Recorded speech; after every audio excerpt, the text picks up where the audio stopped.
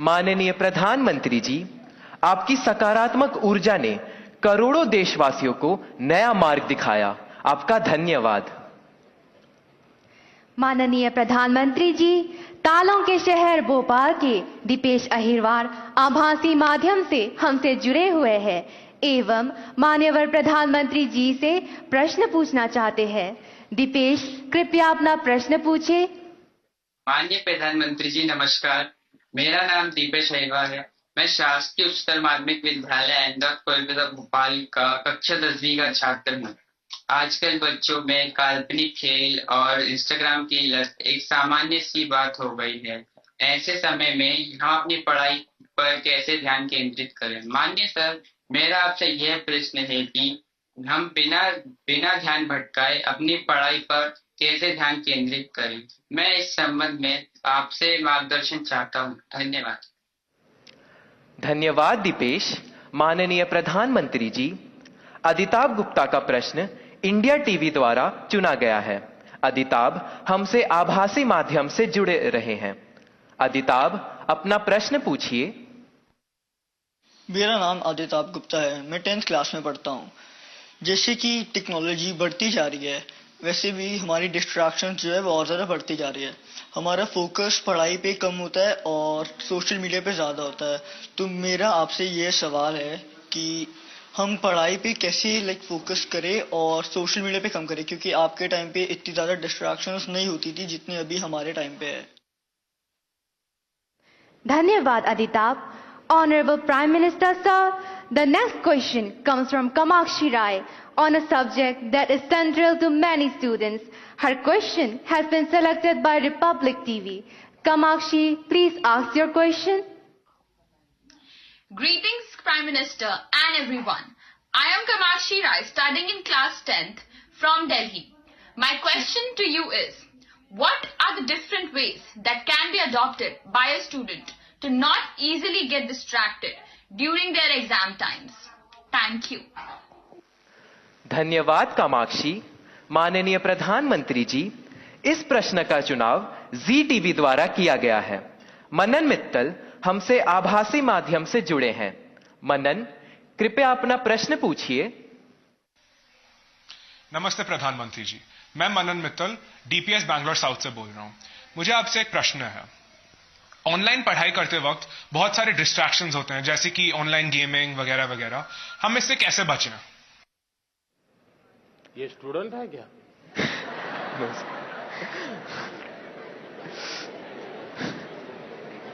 वो गैजेट में खोते रहते होगे। धन्यवाद मनन। माननीय प्रधानमंत्री जी, दीपेश, अदिताभ, कामाक्षी एवं मनन परीक्षा में आने वाले व्यवधान पर और इससे कैसे बाहर निकलें, इस विषय पर आपसे मार्गदर्शन चाहते हैं। कृपया मार्गदर्शन करें माननीय प्रधानमंत्री जी।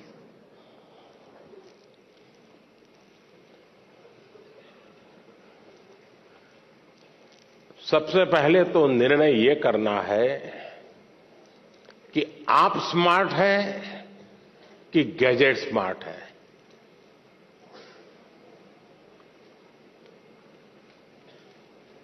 कभी कभी तो लगता है कि आप अपने से भी ज्यादा गैजेट्स को ज्यादा स्मार्ट मान लेते हैं और गलती वहीं से शुरू हो जाती है। आप विश्वास करिए, परमात्मा ने आपको बहुत शक्ति दी है। आप स्मार्ट हैं। गैजेट आपसे स्मार्ट नहीं हो सकता है। आपकी जितनी स्मार्टनेस ज्यादा होगी, उतना गैजेट का सही उपयोग आप कर पाएंगे। वो एक इंस्ट्रूमेंट है जो आपकी गति में नई तेजी लाता है। ये अगर हमारी सोच बनी रही तो मैं समझता हूं कि शायद आप उससे छुटकारा पाएंगे। दूसरा, देश के लिए बहुत बड़ी चिंता का विषय है जी। मुझे कोई बता रहा था कि भारत में एवरेज 6 घंटे लोग स्क्रीन पे लगाते हैं, 6 घंटे। अब जो इसका बिजनेस करते हैं उनके लिए तो खुशी की बात है। जब मोबाइल फोन पर टॉक टाइम होता था तो टॉक टाइम में कहते हैं कि उस समय एवरेज 20 मिनट जाती थी, लेकिन जब से स्क्रीन और उसमें से रील, क्या होता है, एक बार शुरू करने के बाद निकलते हैं क्या उसमें से बाहर? क्या होता है? नहीं बोलेंगे। अच्छा, आप लोग कोई रील देखते नहीं है? नहीं देखते हैं ना? तो फिर शर्माते क्यों हो, बताओ ना। निकलते हैं क्या बाहर अंदर से?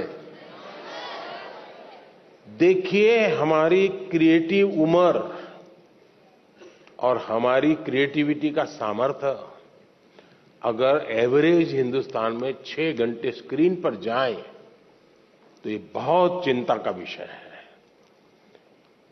एक प्रकार से गैजेट हमें गुलाम बना देता है। हम उसके गुलाम बनकर के जी नहीं सकते हैं। परमात्मा ने हमें एक स्वतंत्र अस्तित्व दिया है, स्वतंत्र व्यक्तित्व दिया है, और इसलिए हमें सचेत रहना चाहिए कि कहीं मैं इसका गुलाम तो नहीं हूं। आपने देखा होगा, आप कभी भी देखे होंगे, मेरे हाथ में कभी कोई मोबाइल फोन शायद आप रेयरली कभी देखा होगा, रेयरली। मैंने क्यों अपने आप को संभाल के रखा हुआ? एक्टिव बहुत हूं, लेकिन उसके लिए समय मैंने तय किया हुआ है। उस समय के बाहर मैं ज्यादा नहीं करता हूं, और इसलिए लोग तो मैंने देखा है, अच्छी मीटिंग चल रही है, बहुत अच्छी, और थोड़ा सा वाइब्रेशन आया तो ऐसे निकाल के देखता है। मैं समझता हूं कि हमने खुद ने कोशिश करनी चाहिए कि हम इन गैजेट्स के गुलाम नहीं बनेंगे। मैं एक स्वतंत्र व्यक्तित्व हूं, मेरा स्वतंत्र अस्तित्व है, और उसमें से जो मेरे काम की चीज है उस तक ही मैं सीमित रहूंगा। मैं टेक्नोलॉजी का उपयोग करूंगा, मैं टेक्नोलॉजी से भागूंगा नहीं, लेकिन मैं उसकी उपयोगिता और आवश्यकता अपने मुताबिक करूंगा। अब मान लीजिए आपने ऑनलाइन डोसा बनाने की बढ़िया रेसिपी पढ़ ली, घंटा लगा दिया, कौन कौन से इंग्रेडिएंट्स होते हैं वो भी कर लिया, पेट भर जाएगा क्या? भर जाएगा क्या? नहीं भरेगा ना? उसके लिए तो डोसा बना के खाना पड़ेगा ना। और इसलिए गैजेट जो परोसता है वो आपको पूर्णता नहीं देता है। आपके भीतर का सामर्थ्य, अब आपने देखा होगा पहले के जमाने में बच्चे बड़े आराम से पहाड़ा कर देते थे, पहाड़ा बोलते हैं ना, हैं? और बड़े आराम से बोलते थे। और मैंने देखा है कि जो भारत के बच्चे विदेश जाते थे ना, तो विदेश के लोगों को बड़ा आश्चर्य होता था कि ये कैसे इतना पहाड़ा बोल देता है। अब उसको कुछ लगता नहीं था। अब आप देखिए धीरे धीरे क्या हाल हो गया है, हमें पहाड़ा बोलने वाला बच्चा ढूंढना पड़ता है। क्यों? उसको अब आ गया है, हो गया। यानी हम अपनी क्षमता खो रहे हैं। हमें अपनी क्षमता खोए बिना क्षमता को आगे बढ़ाना, ये हमें कॉन्शियसली प्रयास करना पड़ेगा। अदरवाइज धीरे धीरे धीरे करके वो विधा खत्म हो जाएगी। हमारी कोशिश होनी चाहिए कि हम अपने आप को लगातार टेस्ट करते रहें, मुझे ये आता है कि नहीं आता है। वरना तो आजकल तो आर्टिफिशियल इंटेलिजेंस के इतने प्लेटफॉर्म आए हैं कि आपको कुछ करने की जरूरत नहीं है। उस प्लेटफॉर्म पे जाकर के चैट पर चले जाएंगे तो आपको दुनिया भर की चीजें बता करके दे देता है वो। अब तो गूगल से भी एक स्टेप आगे चला गया है। अगर आप उसमें फंस गए तो आपकी क्रिएटिविटी खत्म हो जाएगी। और इसलिए मेरा तो आग्रह रहेगा कि आप दूसरा, हमारे यहां आरोग्य का जो शास्त्र है पुरातन भारत में आरोग्य का, उसमें उपवास की परंपरा होती है कि कुछ जरा ऐसा लगता है तो ऐसा करो, आप फास्टिंग करो। कुछ हमारे देश में कुछ रिलीजियस रिचुअल्स में भी होता है फास्टिंग करो। अब वक्त बदल चुका है, तो मैं आपको माननीय प्रधानमंत्री जी, भगवान कृष्ण के उपदेश की भूमि, खेल जगत में ख्याति प्राप्त नीरज चोपड़ा जैसे विख्यात खिलाड़ियों के प्रदेश हरियाणा के पलवल से प्रशांत आपसे प्रश्न पूछना चाहते हैं। प्रशांत, कृपया अपना प्रश्न पूछे। माननीय प्रधानमंत्री जी नमस्कार, मेरा नाम प्रशांत है। मैं शहीद नायक राजेंद्र सिंह राजकीय मॉडल संस्कृति वरिष्ठ माध्यमिक विद्यालय हथीन, जिला पलवल, हरियाणा के कक्षा 12वीं विज्ञान संकाय का छात्र हूं। मेरा आपसे यह प्रश्न है कि तनाव परीक्षा के परिणामों को किस तरह प्रभावित करता है। मैं इसमें आपसे मार्गदर्शन चाहता हूं। धन्यवाद श्रीमान। धन्यवाद प्रशांत। माननीय प्रधानमंत्री जी, निदा और प्रशांत की तरह देश भर के करोड़ों छात्र आपसे परीक्षा परिणाम पर तनाव का प्रभाव इस विषय पर मार्गदर्शन चाहते हैं। माननीय प्रधानमंत्री जी।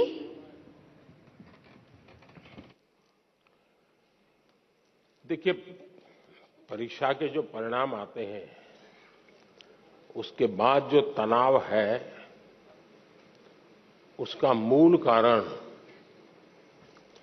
एक तो हमने परीक्षा देकर के जब घर आए तो घर के लोगों को ऐसे पाठ पढ़ाए कि मेरा तो शानदार पेपर गया है, मेरा तो बिल्कुल 90 तो पक्का है और बहुत अच्छा करके आया हूं।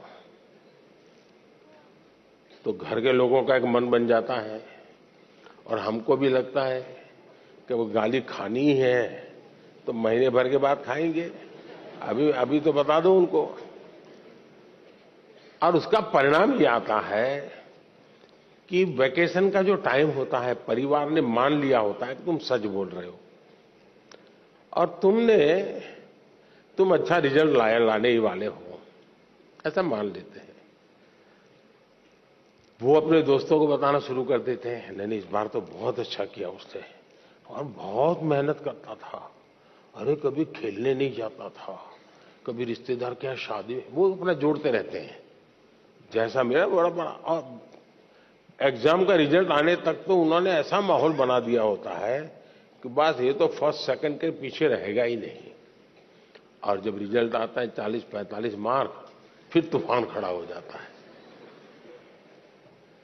और इसलिए पहली बात है कि हम सच्चाई से मुकाबला करने की आदत छोड़नी नहीं चाहिए।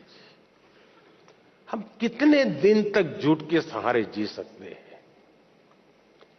स्वीकार करना चाहिए, हां मैं आज गया लेकिन मैं एग्जाम ठीक से नहीं गई मेरी, मैंने कोशिश की थी, अच्छा नहीं हुआ। अगर पहले से ही आप कह देंगे और मान लीजिए 5 मार्क ज्यादा आ गए, तो आपने देखा होगा घर में तनाव नहीं होगा। वो कहेंगे अरे तू तो कहता था बहुत खराब गया, तुम तो अच्छे मार्क लेके आए हो। स्टैंडर्ड, वो जो मानदंड है ना, वो सेट हो जाता है, उससे अच्छा दिखता है। इसलिए आपको, दूसरा है तनाव का कारण, आपके दिमाग में आपके दोस्त भरे रहते हैं। वो ऐसा करता है तो मैं ऐसा करूंगा, वो ऐसा करता है तो मैं ऐसा करूंगा। क्लास में कोई बहुत ही होनहार बच्चा होता है, हम भी होनहार होते हैं, 19-20 का फर्क होता है। दिन रात हम उस कंपटीशन के भाव में जीते हैं। तनाव का ये भी एक कारण होता है। हम अपने लिए जिए, अपने में जिए, अपनों से सीखते हुए जिए। सीखना सबसे चाहिए, लेकिन अपने भीतर के सामर्थ्य पर बल देना चाहिए। अगर ये हम करते हैं तो तनाव से मुक्ति की संभावनाएं बढ़ जाती है। दूसरा, जीवन की तरफ हमारी सोच क्या है। जिस दिन हम मानते हैं कि ये एग्जाम गई मतलब जिंदगी गई, फिर तो तनाव शुरू होना ही होना है। जीवन किसी एक स्टेशन पर रुकता नहीं है जी। अगर एक स्टेशन छूट गया तो दूसरी ट्रेन आएगी, दूसरे बड़े स्टेशन पे ले जाएगी। अब चिंता मत कीजिए।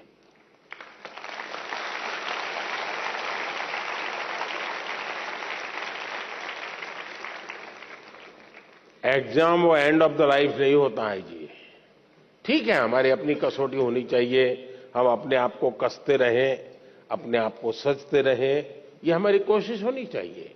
लेकिन हमें इस तनाव से मुक्ति का पकड़ लेना चाहिए। जो भी आएगा, मैं जिंदगी को जीने का तरीका जानता हूं, मैं इससे भी निपट लूंगा। और ये अगर आप निकट कर लेते हैं तो फिर आराम से हो जाता है। और इसलिए मैं समझता हूं कि इस प्रकार के परिणाम के तनाव को कभी कभी उतना मन में लेने की आवश्यकता नहीं है जी। धन्यवाद।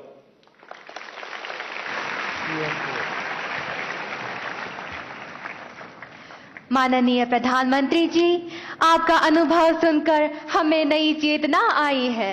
आपका धन्यवाद। Honorable Prime Minister, sir, our Akshara Siri lives in the Rangareddy district in Telangana. She is in quest of a significant subject and looks up to you for directions. Akshara, please put forth your question. माननीय प्रधानमंत्री जी, सादर नमस्कार। मेरा नाम है are Akshara सिरी। मैं जवाहर नवोदय विद्यालय रंगारेड्डी हैदराबाद की 9वीं कक्षा की छात्रा हूँ। मान्यवर, मेरा प्रश्न है, हमें अधिक भाषाएं सीखने के लिए क्या करना चाहिए? मैं इसमें आपकी मार्गदर्शन चाहती हूँ। धन्यवाद श्रीमान। Thank you Akshara. Honourable prime minister sir, इसी से मिलता जुलता प्रश्न रितिका गोडके भारत की हृदय नगरी भोपाल से आई हैं। वे हमारे साथ सभागार में हैं। रितिका, कृपया अपना प्रश्न पूछें। आदरणीय प्रधानमंत्री जी, नमस्कार।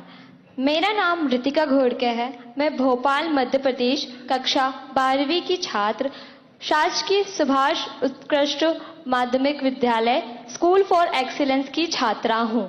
सर, मेरा क्वेश्चन आपसे यह है कि हम अधिक से अधिक भाषाएं कैसे सीख सकते हैं और ये क्यों जरूरी है? धन्यवाद।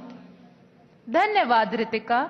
माननीय प्रधानमंत्री जी, कृपया अक्षरा और रितिका को बहुभाषी कौशल प्राप्त करने के लिए मार्गदर्शन करें, जो कि समय की आवश्यकता है। माननीय प्रधानमंत्री जी। बहुत ही अच्छा सवाल पूछा आपने। वैसे मैं शुरू में कह रहा था कि बाकी चीजें छोड़ करके थोड़ा फोकस होते जाइए। लेकिन एक ऐसा सवाल है कि जिसमें मैं कहता हूं कि आप जरा एक्सट्रोवर्ट हो जाइए। थोड़ा बहुत एक्सट्रोवर्ट होना बहुत जरूरी होता है। और ये मैं इसलिए कह रहा हूं, भारत विविधताओं से भरा हुआ देश है। हम गर्व के साथ कह सकते हैं कि हमारे पास सैकड़ों भाषाएं हैं, हजारों बोलियां हैं। ये हमारा रिचनेस है, हमारी समृद्धि है। हमें अपनी इस समृद्धि पर गर्व होना चाहिए। कभी कभी आपने देखा होगा, कोई विदेशी व्यक्ति हमें मिल जाए और उसको पता चलेगा आप इंडिया के हैं, तो आपने देखा होगा कि थोड़ा सा भी वो भारत से परिचित होगा तो आपको नमस्ते करेगा, नमस्ते बोलेगा। प्रोनाउंसिएशन में थोड़ा इधर उधर हो सकता है, लेकिन बोलेगा। जैसा ही वो बोलेगा, आपके कान सचेत हो जाते हैं। उसको पहले राउंड में अपनापन महसूस होने लगता है। अच्छा, एक विदेशी व्यक्ति नमस्ते बोलता है, मतलब कि कम्युनिकेशन की कितनी बड़ी ताकत है, इसका ये उदाहरण है।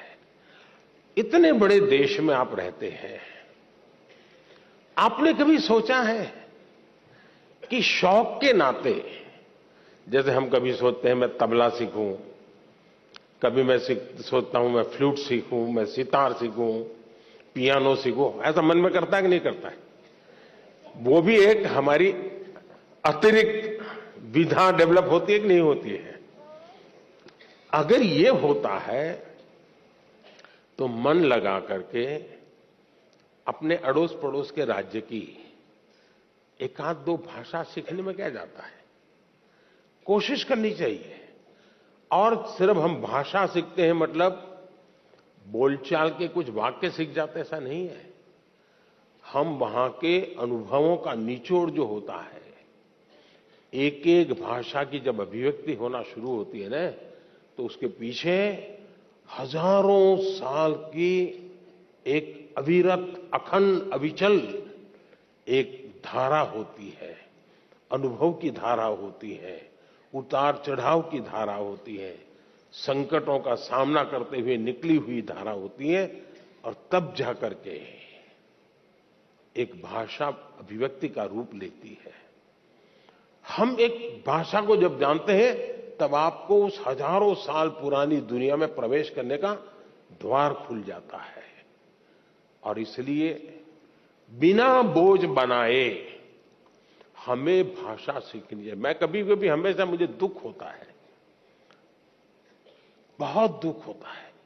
हमारे देश में कहीं पर कोई एक अच्छा स्मारक हो, पत्थर का बना हुआ, और कोई हमें कहे कि ये 2000 साल पुराना है, तो हमें गर्व होता है कि नहीं होता है?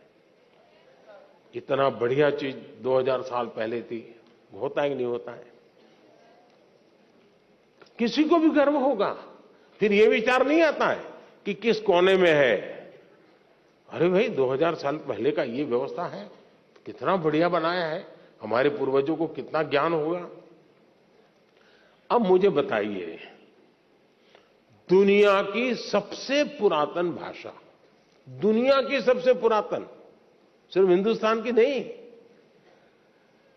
दुनिया की सबसे पुरातन भाषा जिस देश के पास हो, उस देश को गर्व होना चाहिए कि नहीं होना चाहिए?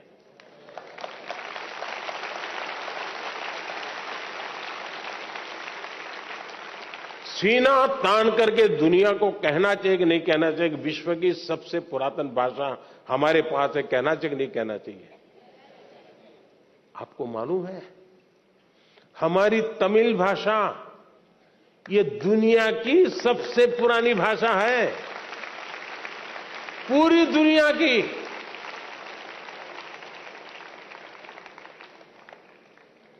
इतनी बड़ी अमानत इस देश के पास है, इतना बड़ा गौरव देश के पास है, ये हम सीना तान करके दुनिया में कहते नहीं है। मैं पिछली बार जब यूनो में मेरा भाषण था तो मैंने जानबूझकर कुछ तमिल बातें बताई, क्योंकि मैं दुनिया को बताना चाहता था मुझे गर्व है कि तमिल भाषा दुनिया की श्रेष्ठ भाषा, दुनिया की सबसे पुरानी भाषा ये मेरे देश की है।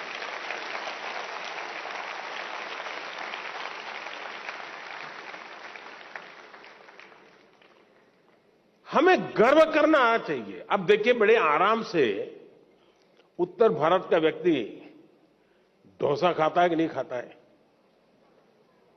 खाता है कि नहीं खाता है? संभार भी बड़े मजे से खाता है कि नहीं खाता है? तब तो उसको उत्तर दक्षिण कुछ नजर नहीं आता है। दक्षिण में जाइए आप तो वहां परोठा सब्जी भी मिल जाती है, पूरी सब्जी भी मिल जाती है, और बड़े चाव से लोग खाते हैं। गर्व करते हैं कि नहीं करते हैं? कोई तनाव नहीं होता है, कोई रुकावट नहीं होती है। जितनी सहजता से बाकी जिंदगी आती है उतनी ही सहजता से, और मैं तो चाहूंगा हर किसी ने कोशिश करनी चाहिए कि अपनी मातृभाषा के उपरांत भारत की कोई न कोई भाषा, कुछ तो सेंटेंसेस आने चाहिए। आप देखिए कि आपको आनंद आएगा जब ऐसे व्यक्ति को मिलोगे और दो वाक्य भी अगर आप उसकी भाषा में बोलोगे, एकदम अपनापन हो जाएगा। और इसलिए भाषा को बोझ के रूप में नहीं। अब मुझे याद है, मैं जब बहुत साल पहले की बात थी, सामाजिक काम में लगा था, तो मैंने एक बच्ची को, और मैंने देखा है कि बच्चों में भाषा को कैच करने की बड़ी गजब की ताकत होती है, हड़प कर देते बहुत तेजी से। तो मैं कभी, हमारे यहाँ कैलिको मिल के एक मजदूर परिवार था अहमदाबाद में, तो मैं कभी उनके यहाँ भोजन के लिए जाता था, तो वहां एक बच्ची थी, वो कई भाषाएं बोलती थी। क्यों? क्योंकि एक तो वो मजदूरों की कॉलोनी थी, तो कॉस्मोपॉलिटन थी, उसकी माताजी केरल से थी, पिताजी बंगाल से थे, पूरा कॉस्मोपॉलिटन होने के कारण हिंदी चलती थी, बगल में ये परिवार मराठी था, और स्कूल जो होती थी वो गुजराती होती थी।